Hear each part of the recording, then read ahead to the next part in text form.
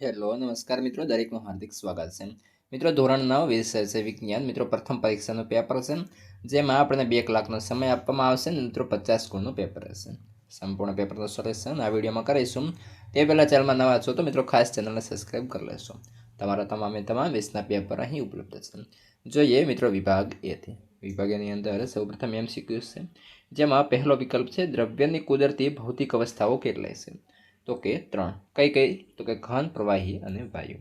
બીજા નંબરે જોઈએ RERનું પૂરું નામ, તો કે રોક એન્ડોપ્લાસ્મિક રિટ્રીવ કોલ્મ, જેની અંદર આપણો ઓપ્શન એ જે છે મિત્રો સાચો બનશે.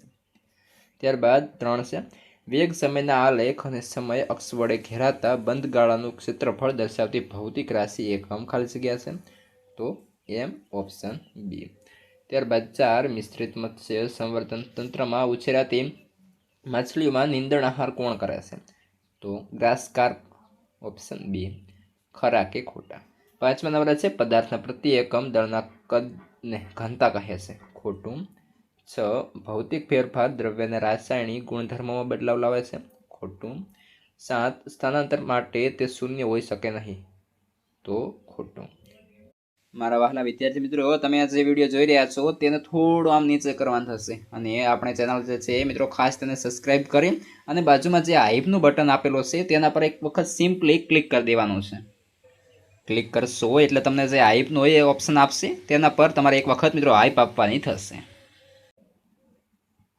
ત્યારબાદ આગળ છે મિત્રો જેની અંદર ખાલી જગ્યા છે, તો સાચે બની તે રીતે પૂરવાની થશે.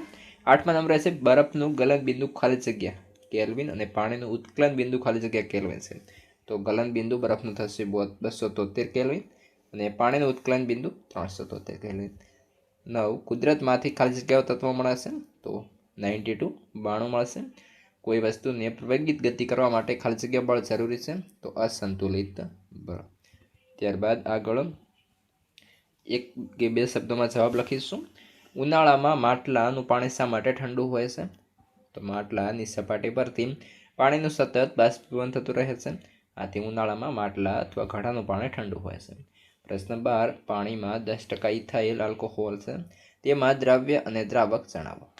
તો કે પાણીમાં 10% ઇથાઇલ આલ્કોહોલ છે, તેમાં દ્રવ્ય ઇથાઇલ આલ્કોહોલ અને દ્રાવક પાણી. 13 બળનો આઘાત કઈ દિશામાં હોય છે? તો કે વેગમાનના ફેરફારની દિશામાં હોય છે. પ્રશ્ન 14 ખેતરોમાં સેન્દ્રિય ખાતર અને રાસાયણિક ખાતરનો ઉપયોગ શા માટે કરાય છે?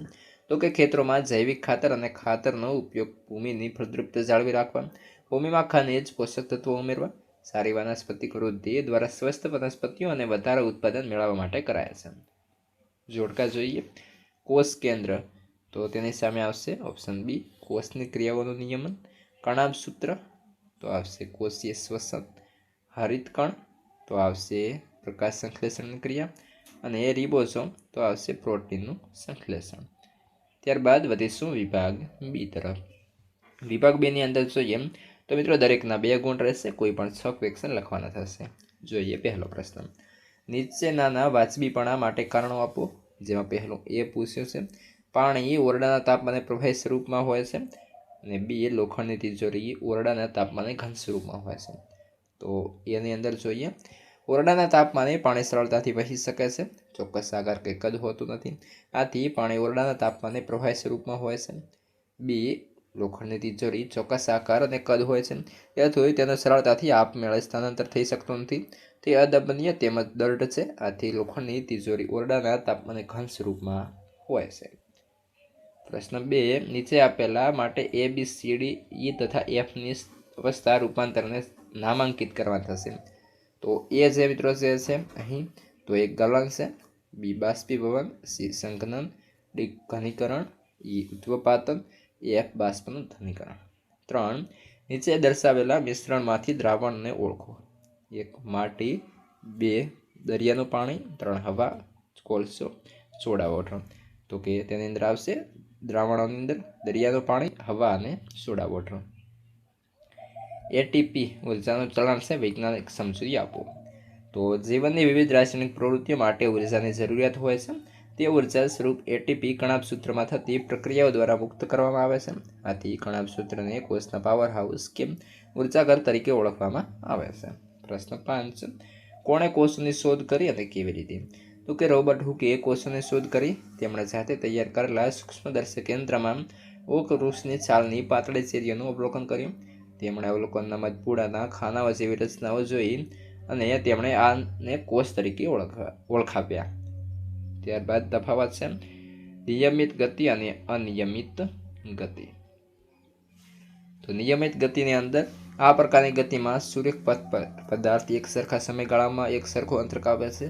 અનિયમિતની અંદર જોઈએ તો કે આ પ્રકારની ગતિમાં પદાર્થ એક સરખા સમયગાળામાં એક સરખું અંતર કાપતું નથી. આ પ્રકારની ગતિ અંતર સમયનો આલેખ સૂર્યક હોય છે. આ પ્રકારની ગતિમાં અંતર સમયનો આલેખ સૂર્યક હોતો નથી. આ પ્રકારની ગતિ વેગ સમયનો આલેખ એક્સ અક્ષને સમાંતર હોય છે. આ પ્રકારની ગતિ વેગ સમયનો આલેખ એક્સ અક્ષને સમાંતર હોતો નથી.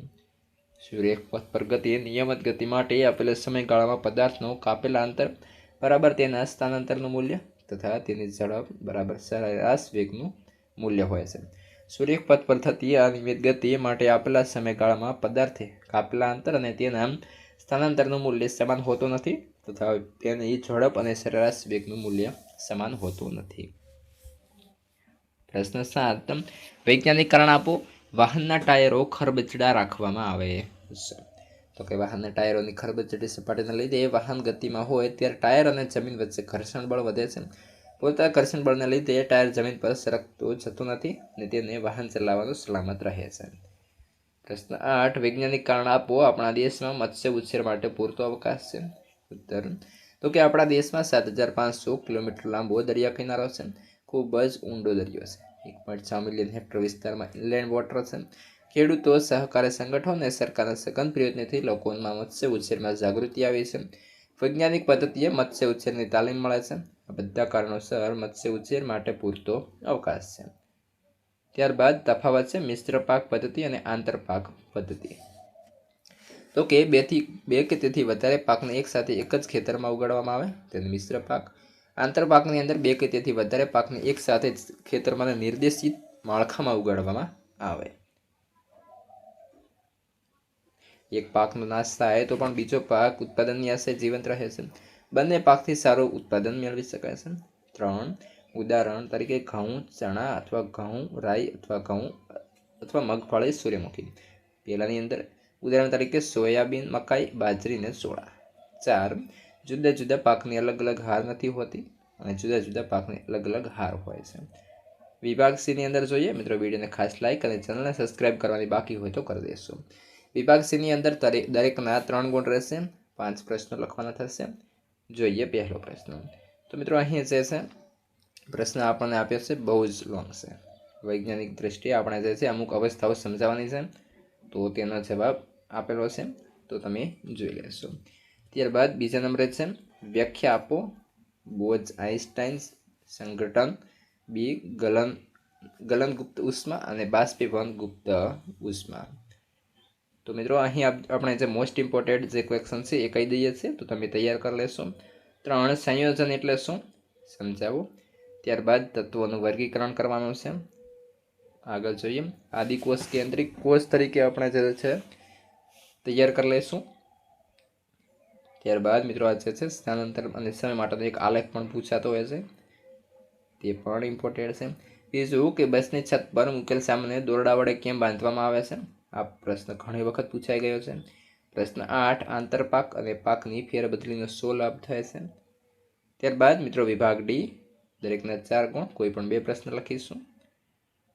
તો મિત્રો આ પ્રમાણે જે છે આપણા પ્રશ્નો છે, મોસ્ટ ઇમ્પોર્ટન્ટ પણ છે અને તેની તમારે જો PDF મેળવી છે આ પ્રશ્નપત્રની સોલ્યુશનની તો તે પણ તમે મેળવી શકો છો.